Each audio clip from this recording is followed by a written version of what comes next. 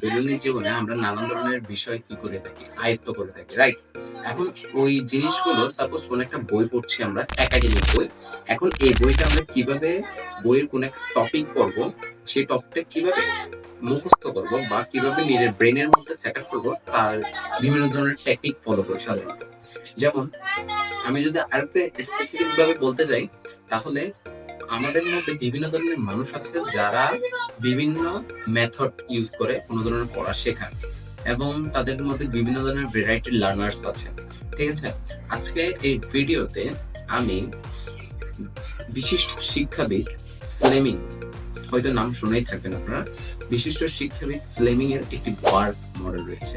এই ওয়ার্ক, যে পুরো একটা ওয়ার্ড, এই ওয়ার্ডের যে সিলেবাস গুলো রয়েছে VARK, এই চারটা সিলেবালের 4 ধরনের অর্থ রয়েছে, এবং এই 4 ধরনের অর্থ মিলে একটি কি, এই 4 ধরনের লার্নারের আমরা পরিচয় পেতে পারি, রাইট?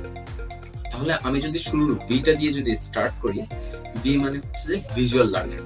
ভিজুয়াল লার্নার কাদের বলে? ভিজুয়াল লার্নার সাধারণত বলতে যারা দেখে দেখে শেখে, রাইট? এখন সাপোজ আমি ফর এক্সাম্পল যদি বলি, একটা স্টুডেন্ট, তাকে আমি বললাম সোডিয়ামের ইলেকট্রন বিন্যাস করতে, ঠিক আছে? এখন সেই স্টুডেন্টকে আমি যদি ইলেকট্রন বিন্যাস 1s2 2s2 2p6 এভাবে যদি না দেখাই, তাকে ওই যে ইলেকট্রন বিন্যাসের যে ডায়াগ্রাম আছে, সেই ডায়াগ্রামের মাধ্যমে যদি দেখাই, বিষয়টা তার বুঝতে ইজি হবে। এটা হচ্ছে কি তার ভিজুয়াল লার্নার, অর্থাৎ সে যে ভিজুয়াল লার্নার, এটাই হচ্ছে তার লক্ষ্য। অর্থাৎ এক কথায় বলতে গেলে যারা চিত্র দেখে দেখে শেখেন, তাদের নিয়ে বোঝা যায়।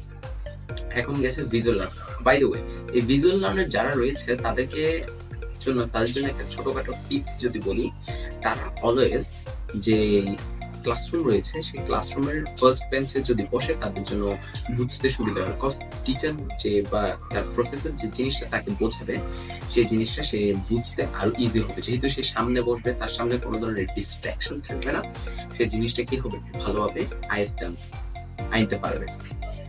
এরপরে হচ্ছে যে ভি গেল, এরপর এ মানে হচ্ছে অডিটরি লার্নার। অডিটরি লার্নার মানে হচ্ছে শুনে শুনে শেখা। এখন এই শুনে শুনে শেখা কারা রয়েছে? সাপোজ এমন কিছু স্টুডেন্ট রয়েছে যাদেরকে কোনো একটা বিষয় লিখেন যতদূর বুঝলে সে বুঝবে, তার চেয়ে অধিক বুঝবে সে জিনিসটাকে যদি আপনি তাকে মুখে বোঝান, অর্থাৎ সে যতক্ষণ তা শ্রবণ করবে, তার মাধ্যমে বোঝে। এর যদি একটা সহজ উদাহরণ যদি দিতে যাই, যেমন তখন অর্থাৎ প্রাচীনকালে যারা মানুষ বা ছাত্রছাত্রী রয়েছে, তারা কি করতো, তাদের পিতামাতা বা মা বাবা তাদেরকে গুরু গৃহে পাঠাতো, এবং তখনকার সময়ে এত বই খাতা কলম এগুলো কিছুই ছিল না। অর্থাৎ সেই সময়ে ছিল জাস্ট শ্রুতি, মানে শ্রবণ শক্তির মাধ্যমে যে স্টুডেন্ট যতদূর গ্র্যাব করতে পারে সে সেভাবে, অর্থাৎ সে যদি কোনো একটা জিনিস একবার শুনে যদি সে আয়ত্তে আনতে না পারে, তাহলে সে বারবার সেই জিনিসটি শ্রবণ করতে থাকে, যাতে ভালোভাবে তার ব্রেনের মধ্যে জিনিসটা ঢুকে যায়। এখন সেই জিনিসটা সে, অর্থাৎ তার শ্রুতির মাধ্যমে, এই তারা হচ্ছে তখনকার স্টুডেন্ট গুলো হচ্ছে যে কি অডিটরি লার্নার, মানে তারা শুনে শুনে গ্র্যাব করতে পারে নিজের মধ্যে জিনিসটা। এখন এই গেল, তাহলে বিও গেল, এও গেল। আর এখন এই আর যে ওয়ার্ড রয়েছে, এর মানে হচ্ছে যে কি রিড এন্ড রাইট লার্নার। এখন যারা এই লার্নারের হয়, যারা মেথডটা ফলো করে, অর্থাৎ রিড রাইট মানে হচ্ছে যে কি ফার্স্টে পড়া, পড়ে তারপর সেই জিনিসটাকে লেখা। এইটা কারণ আমরা সাধারণত জানি যে কি একটি জিনিস, যে প্রথম কোনো জিনিস একবার লেখা মানে 10 বার পড়ার সময়। এখন সেই জিনিসটা আপনি 10 বার পড়ছেন বলতে গেলে, তো সেই জিনিসটা আপনার ব্রেনের মধ্যে বাদ হচ্ছে, কারণ আমরা যে কোনো জিনিস বারবার যদি পড়ি, বারবার প্র্যাকটিস, এই জিনিসটা আমাদের মধ্যে ভালোভাবে ইম্প্যাক্ট ফেলবে আমাদের ব্রেন, যে ভালোভাবে বুঝবো, ভালোভাবে শিখতে পারবো, ভালো ক্যাপাসিটি, অর্থাৎ ব্রেনে যে ক্যাপাসিটি তার চেয়ে বেশি ধারণ করার সক্ষমতা রাখবে এই লার্নার যারা থাকে তারা। টু বি পার্সোনাল বলতে গেলে আমি নিজেও এই লার্নিং এর অন্তর্ভুক্ত, অর্থাৎ এই লার্নিং মেথডটা ফলো করি।